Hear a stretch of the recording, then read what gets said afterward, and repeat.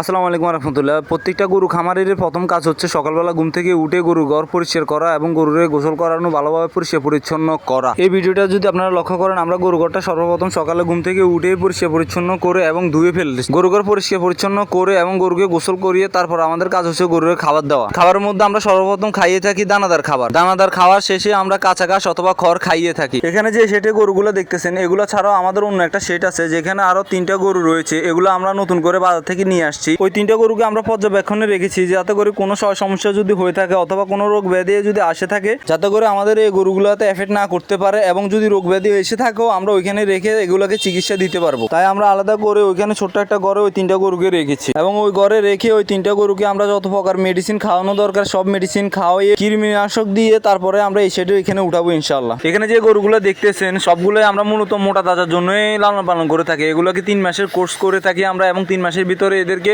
ভালো প্রকার প্রোটিন জাতীয় খাবার, দানাদার খাবার খাইয়ে এগুলোকে মোটা তাজা করে আমরা মূলত বিক্রি করে থাকি। এই গরুগুলো লালন পালন করার আগে আমরা গাভী গরু লালন পালন করতাম, এখন আর আমরা গাভী গরু লালন পালন করি না। আর গাভী গরু লালন পালন না করার কারণ হচ্ছে আমাদের এদিকে দুধের চাহিদা খুবই কম, দুধের চাহিদা নাই বললে হয়, তাই আমরা গাভী গরু লালন পালন করা বন্ধ করে দিয়েছি। আর বর্তমানে আমাদের সেটা যে গরুগুলো দেখতেছেন এগুলো হচ্ছে মোটা তাজার গরু, আর আমাদের এদিকে মোটা তাজার গরু বিক্রি করতেও কোনো সমস্যা হয় না, যে কোনো সময়ে বিক্রি করা যায়। এবং আমাদের খামারের গরুগুলো দেখে একটু মাশাআল্লাহ বলবেন দয়া করে, কারণ বদনজরের একটা বিষয় আছে, বদনজরটা খুবই খারাপ। আমাদের কন্টেন্টটা যদি আপনাদের ভালো লেগে থাকে লাইক কমেন্ট শেয়ার দিয়ে আমাদের পাশে থাকবেন, এবং সম্পূর্ণ ভিডিওটা দেখার অনুরোধ রইল।